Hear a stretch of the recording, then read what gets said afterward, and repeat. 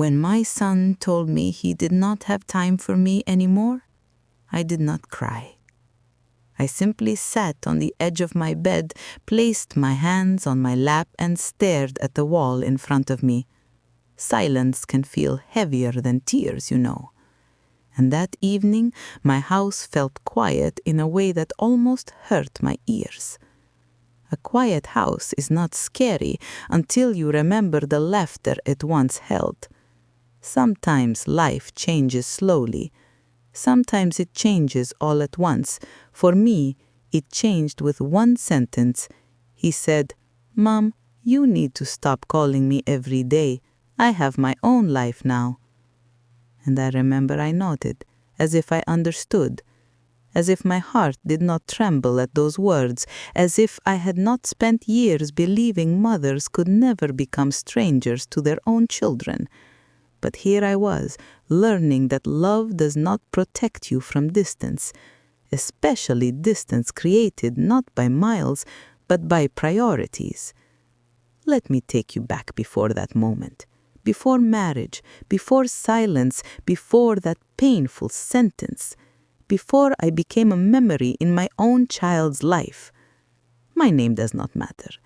Who I am to this world does not matter, but who I was to my son, that was my world.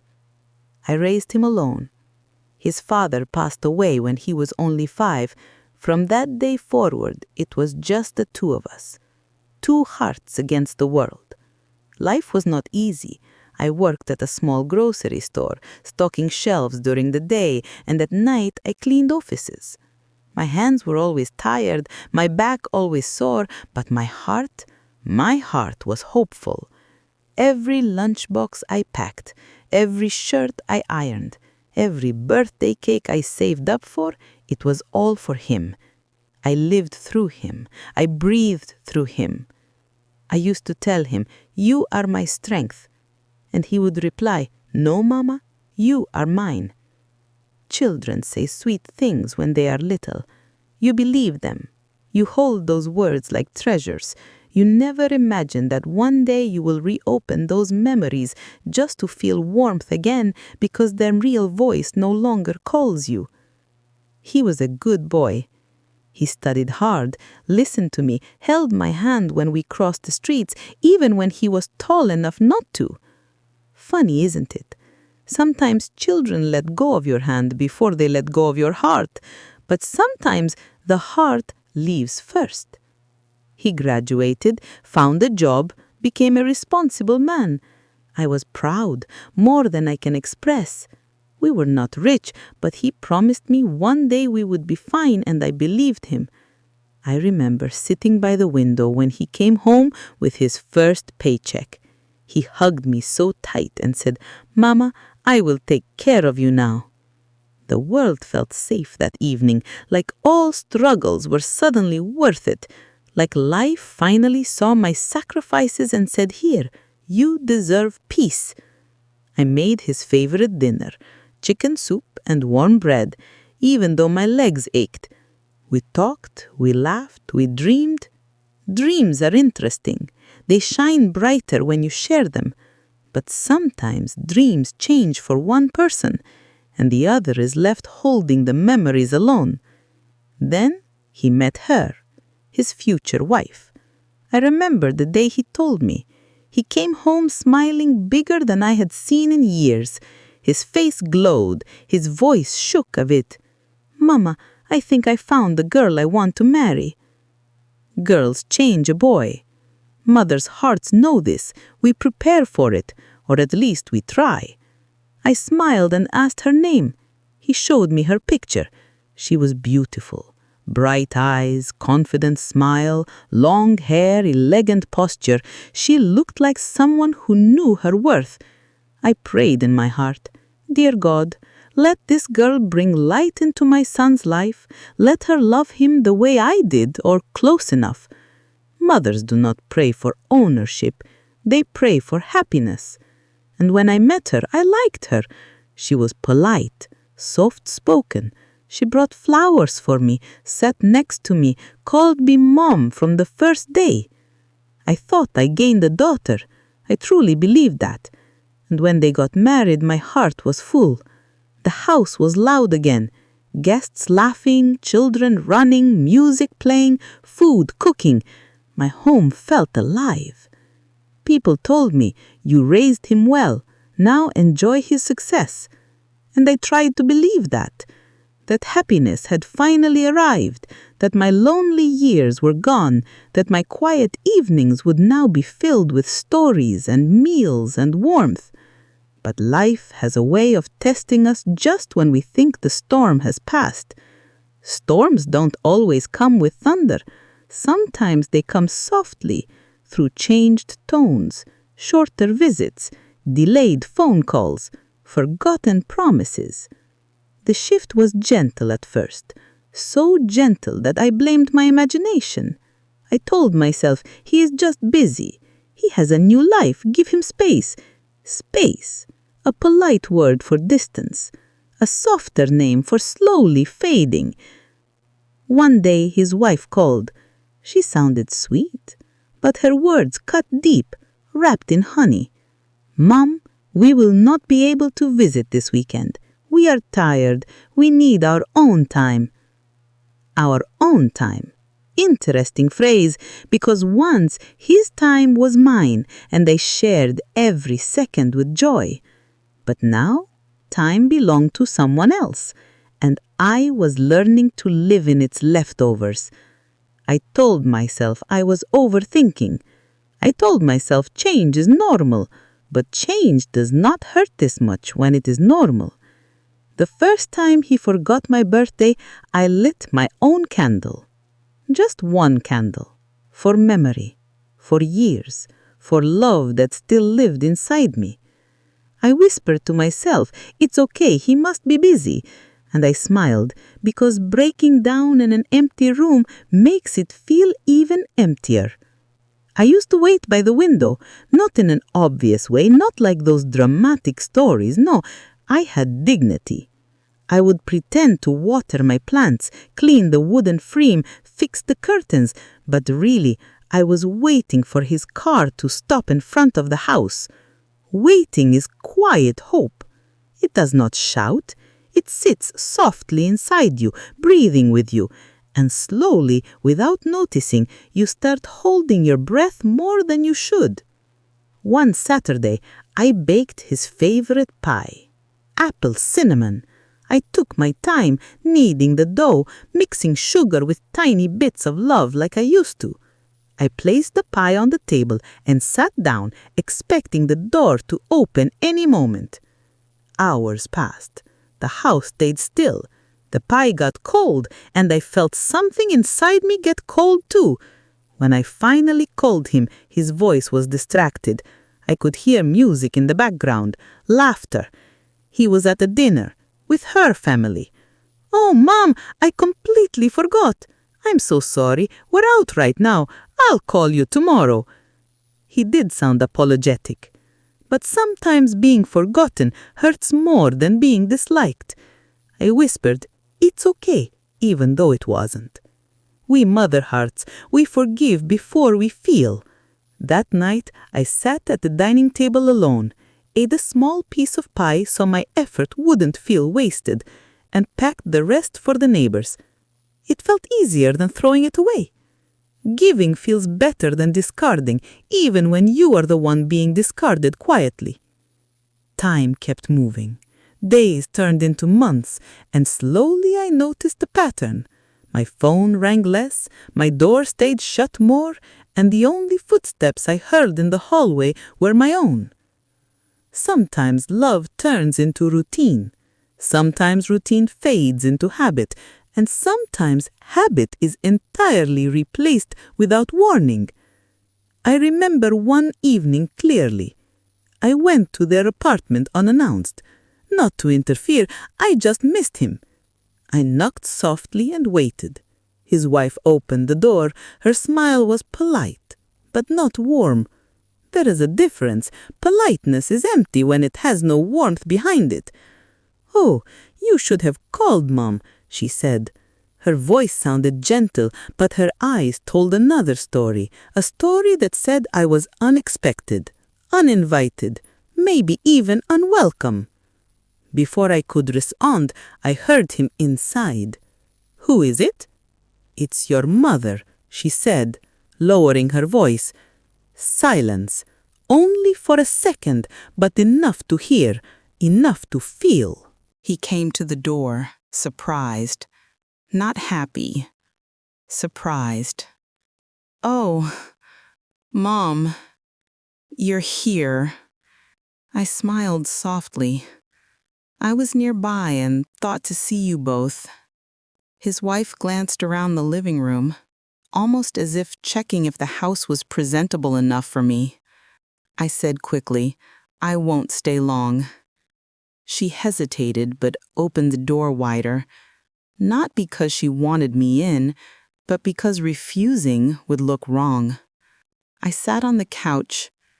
The house looked beautiful, decorated, modern, warm lights, soft cushions, scented candles. Everything looked comfortable, yet I had never felt more awkward. They sat across from me, as if we were guests, not family. We talked, small talk, very small talk. Weather, work, errands, words with no heart in them. After 15 minutes, he checked his phone. A small gesture, but I felt it deeply. You notice everything when you fear you are unwanted. I stood up. "I should go," I said, trying to sound casual. "Oh, so soon?" she asked politely. I smiled because I knew the truth. Politeness is a curtain, not a feeling. Before leaving, I placed a tiny box on the table, a scarf I knitted for her. Warm, soft, blue, her favorite color, he once told me. She thanked me, but her eyes told me I had brought something heavier than a scarf. Expectations. And she did not want those. Walking back home that day, the evening wind felt colder than usual. My hands were tucked in my sweater sleeves, my step slow, my heart heavier than groceries I once carried home after long shifts. When I reached my house, I closed the door gently behind me. Homes have sounds. Doors closing, floors creaking, clocks ticking. But silence makes those sounds echo louder. I sat on the couch and listened to nothing.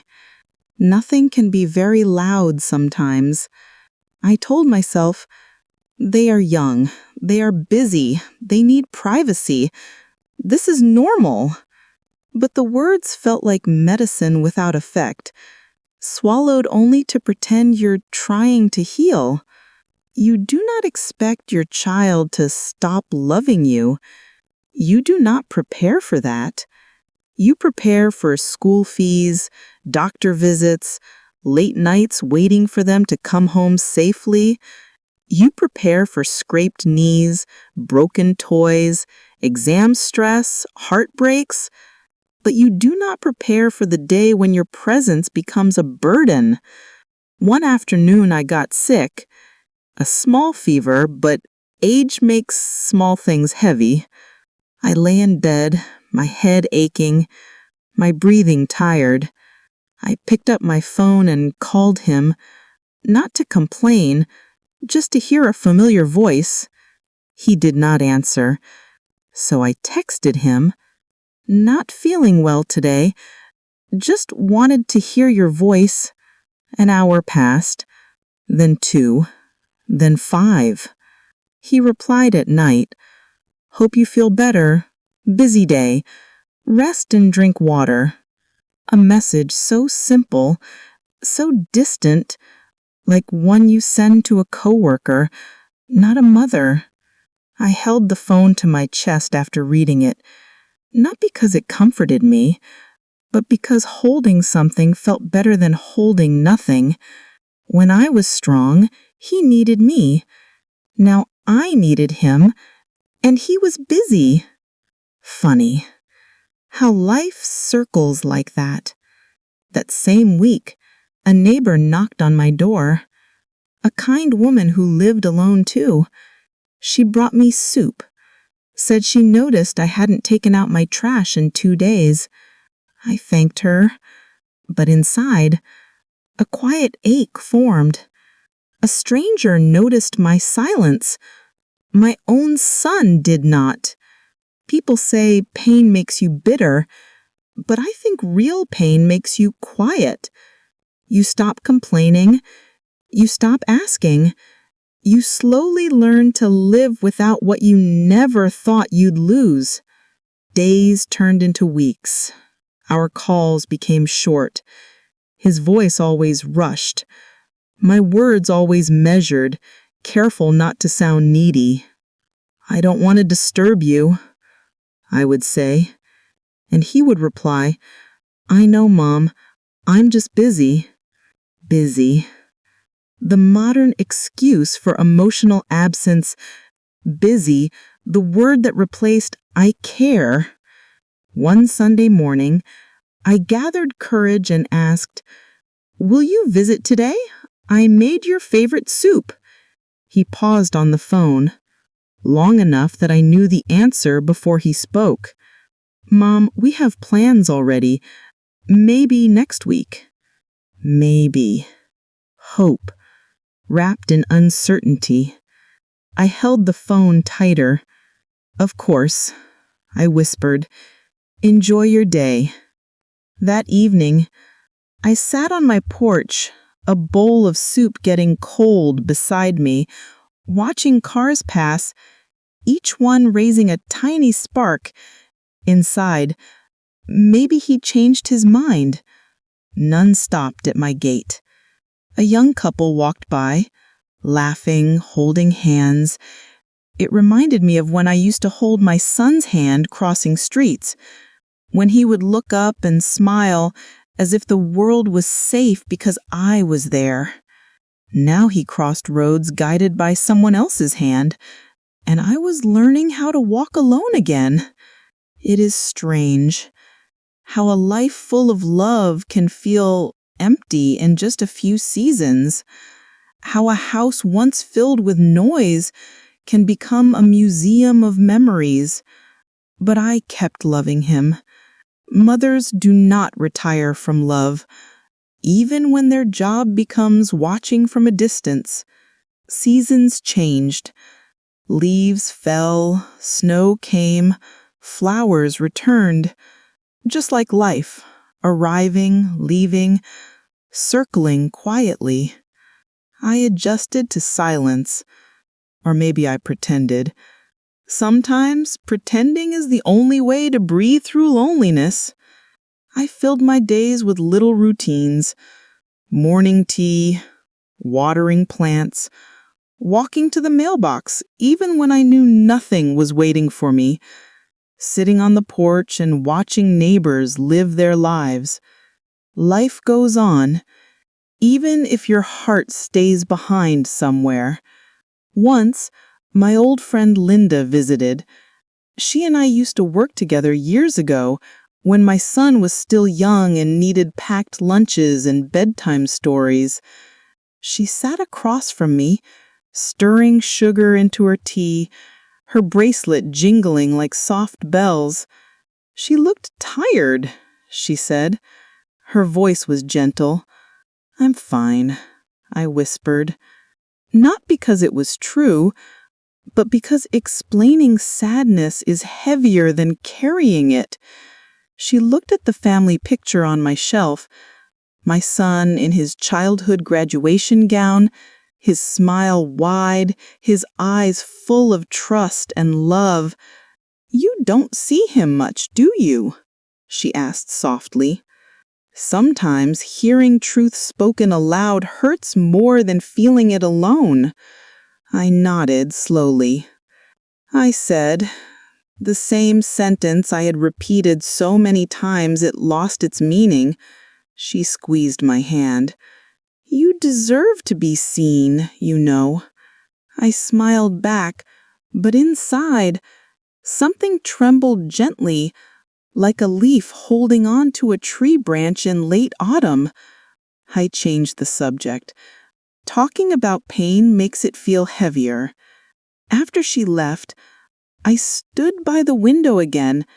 Habit, memory, hope, they all look similar when you are lonely. A week later, I got invited to a small gathering at church. Potluck dinner, warm casseroles, laughter, gentle hymns. Everyone brought something. I made chicken salad. People chatted in warm circles. Neighbors hugged each other. Someone played soft piano music. I sat at a table, smiling, listening, nodding. I was present, but also somewhere else. Then someone asked the question I always dreaded. "How's your son? We haven't seen him visit in a while." I froze. Not visibly, but inside. I took a breath and answered like always, "Oh, he's doing well. Settled. Busy with work." Only promotional messages about furniture sales and coupons expiring. Funny how companies remembered me more consistently than my own child.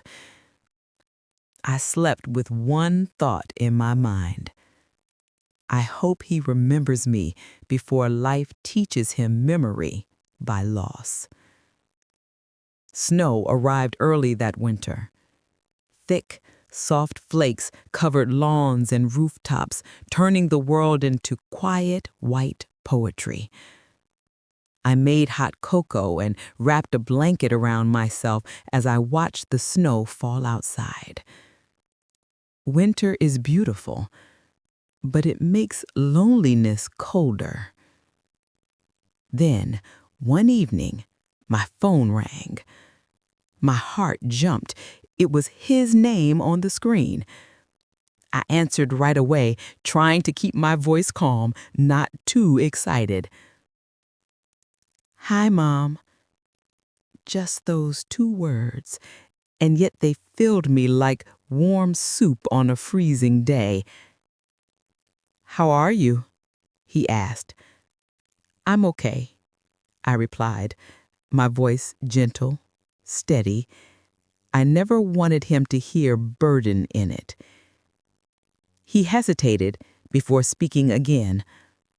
"So, we were thinking of hosting Christmas dinner at our place?" I smiled softly. "That sounds nice." "You should come," he added. "Should, not want. Should." But still, I clung to the invitation like a fragile hope. "Of course," I said. "Tell me what to bring." "Oh no, you don't need to bring anything," he replied quickly. "We've got it handled." The sentence was meant kindly, I think, but a small pang hit my chest. I used to handle everything. Now I wasn't needed even in the kitchen.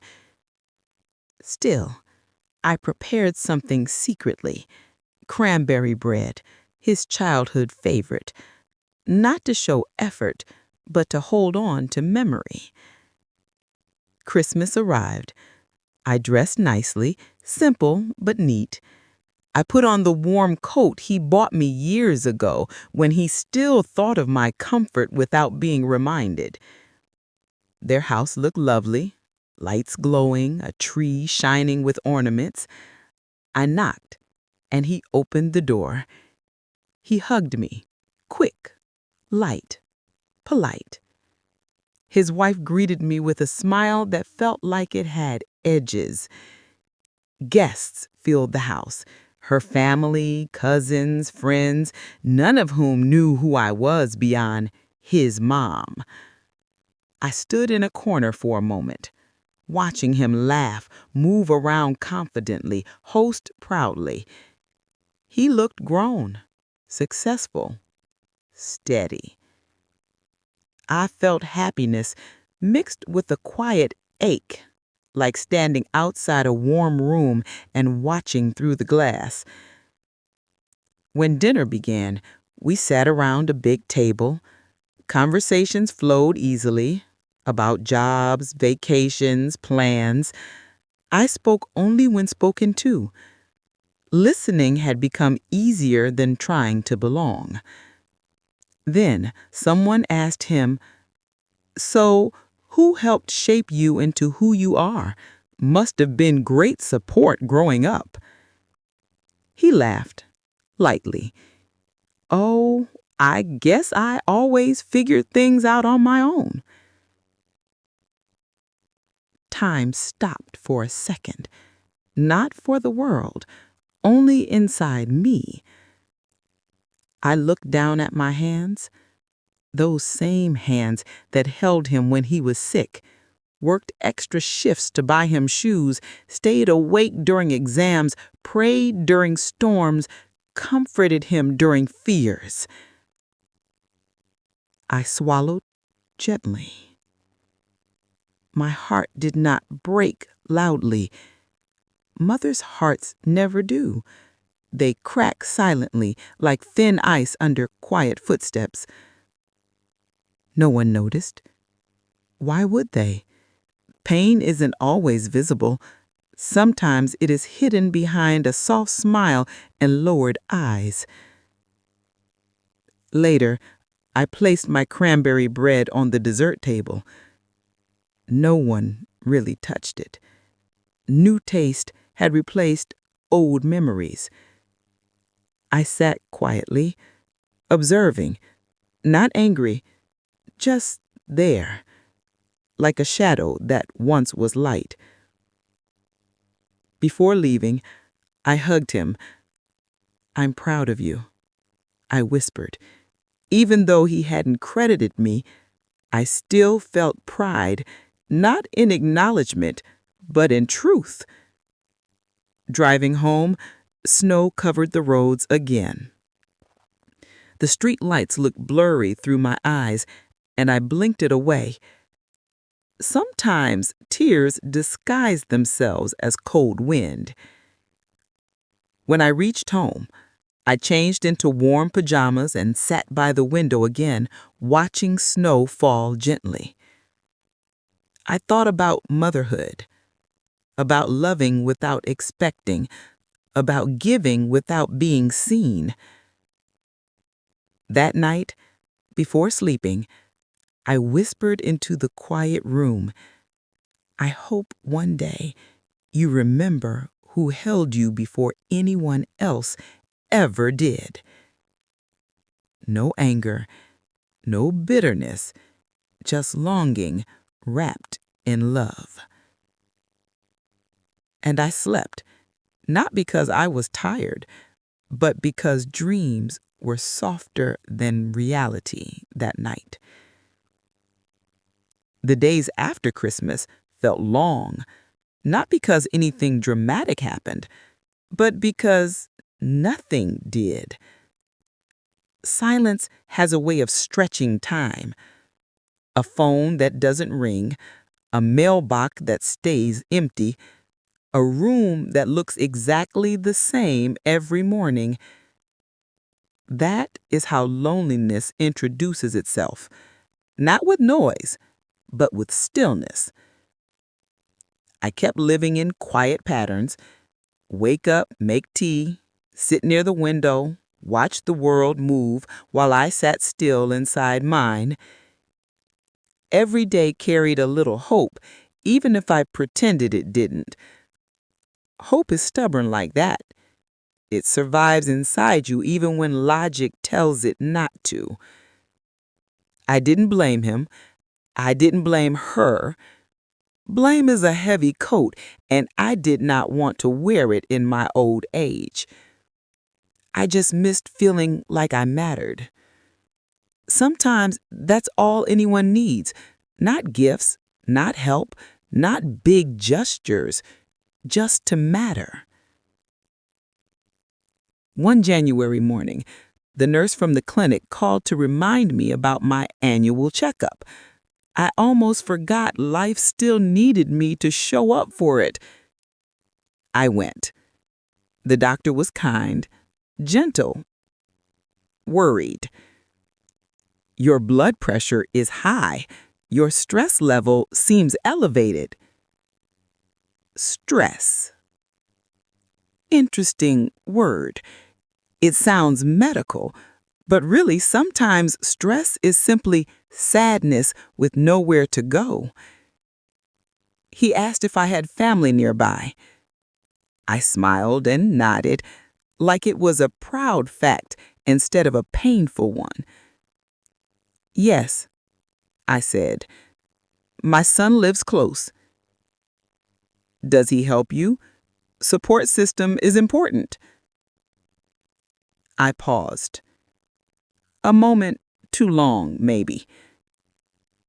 Yes, he tries. I had to believe that. If I didn't, my heart would have nowhere to rest. The doctor wrote prescriptions and suggested joining a social activity group. He said, "Socialization helps," with gentle certainty. I nodded again. Being surrounded by people is not always the cure. Sometimes being surrounded while feeling unseen hurts more. But I said I would try. I didn't go. Not yet. Old hearts don't adjust quickly. Instead, I went home and made soup. Simple, warm, familiar. The kind I used to make when he had exams and needed comfort. I sat at the table with my bowl, steam rising in soft curls. I lifted the spoon, tasted a memory, and closed my eyes. For a moment, I forgot to breathe. My hands froze midair, clippers resting on a stem. He pulled up and stepped out. And this time, for the first time in months, his face looked different. Tired, not rushed, soft somehow. Mom. My name from his voice still felt sacred, like a prayer spoken after a long pause. I wiped my hands on my apron and smiled gently. "Hello, dear." He walked closer, but not with the confidence of someone visiting often, with the hesitation of someone entering a space they feel they left too long. "Can I come in?" he asked. A simple question, yet my heart, fragile and surprised, fluttered. Of course. We sat inside, and suddenly he looked younger, not in face, but in expression. Like the boy who once sat at the same table doing homework while I sliced apples and reminded him to finish his milk. He looked around the house like he was noticing it again, like it had aged, like I had. We didn't talk immediately. Silence returned, but this time it wasn't painful. It was waiting. He said, "I saw Mrs. Johnson yesterday. She asked about you." I nodded. "She's kind. She said you hadn't been around much lately. She thought maybe you were traveling." Traveling. Funny how people imagine joys for others to fill empty spaces they sense. "I've been here," I said softly, "just taking things slow." He nodded. Then came the real reason he visited, not spoken but visible in his eyes. Guilt is a shadow that follows love when time forgets to honor it. "I've been busy," he whispered, voice cracking slightly. Busy, the word again, but this time it didn't sting. It trembled. I placed my wrinkled hand over his. Warmth traveled through touch, slow but sure. "I know," I said, and I meant it. He swallowed hard, eyes glistening slightly. "I'm sorry I haven't been here much." Sorry. A small word that carries heavy healing. I shook my head gently. "You are building a life. That is what I prayed for." He looked down, shoulders sinking. "But I shouldn't have forgotten you." Forgotten? Funny how truth hurts but also frees us when spoken aloud. You didn't forget, I said softly. You just lived, and life pulls us in many directions. He looked up, eyes shining now, not from pride, but from humanity. Mom, I don't want to lose you. My throat tightened, not from sadness, but from relief, from recognition, from being seen again. You won't, I whispered. Just remember me before remembering feels urgent. He reached for my hand, not me for his. The circle had completed. Outside, a breeze rustled the rose bushes, birds chirped, sunlight filtered through curtains, soft and golden. Life was still moving. Healing had begun. After a while, he smiled faintly. Can I come for dinner this Sunday? My heart could have burst quietly like a soft firework. Yes, I said. I'll make your soup. I'll bring dessert, he replied.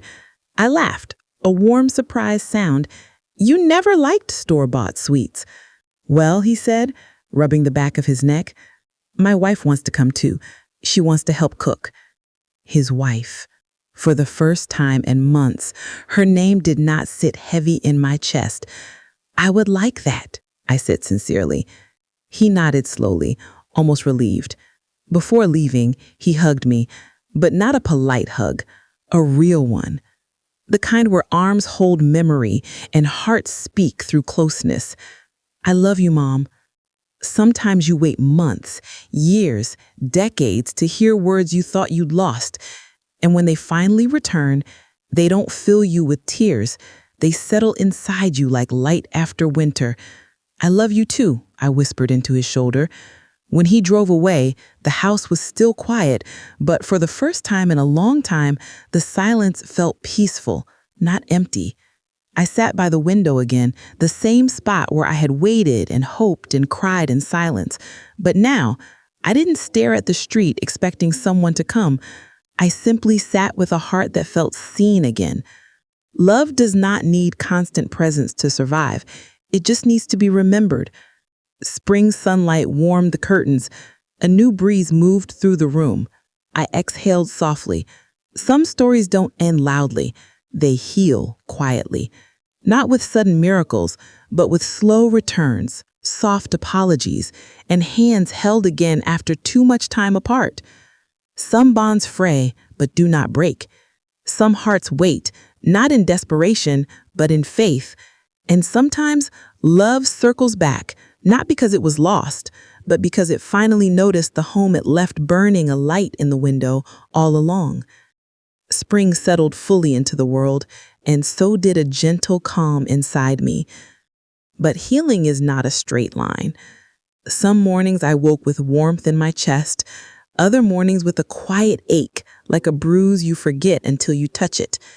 The Sunday dinner approached slower than time itself, the kind of slow where anticipation hums under every breath. I cleaned the house, not because it was dirty, but because mothers have rituals when love comes home. I wiped picture frames gently, dusted shelves that were already clean, and placed fresh flowers in a vase like they were tiny prayers in bloom. That morning, as I stirred the soup, I paused often, listening for a car, hearing only my heartbeat instead. The table was set for 3. It had been so long since I set more than one plate. When the knock finally came, it wasn't loud, just soft, polite, almost shy. I opened the door. He stood there, a little nervous smile on his face. And beside him, she stood too. She wasn't holding bags or gifts or grand gestures, just a small container in her hands, humble and warm with freshly baked bread. "Hi, Mom," he said, and she added quietly, "Hi, I hope we're not too early." I shook my head. "You're right on time."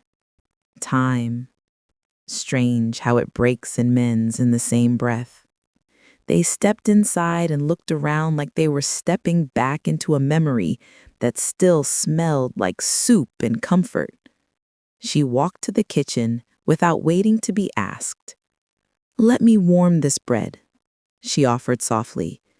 "There's nothing like warm bread with soup." Her voice didn't carry arrogance or distance this time. It carried something else: effort. At the table, conversation began slowly, like a river thawing after winter. She complimented the roses in the garden. I told her she could cut some next time she visited. Her eyes softened, not out of victory, but relief. Sometimes, peace does not arrive with apologies. Sometimes it arrives with small gestures, carefully offered and gently received. He watched us talk, not like a referee afraid of conflict, but like someone witnessing two separate worlds trying at last to meet in the middle. During dinner, he reached for a second bowl of soup. "You really haven't lost your touch," he smiled. I chuckled softly. "Muscle memory," I replied. "Cooking is an old language." She nodded. "I'd love to learn some of your recipes. He always talks about your food." He looked slightly embarrassed, and that embarrassment felt beautiful because it meant he had spoken of me when I wasn't in the room. And that kind of remembrance is a quiet love. After dinner, she insisted on washing the dishes. I protested. She insisted harder, so I let her. He stayed with me at the table. "Mom," he said, fingers tapping lightly, nervous. "Yes, dear." I didn't realize how much I missed this.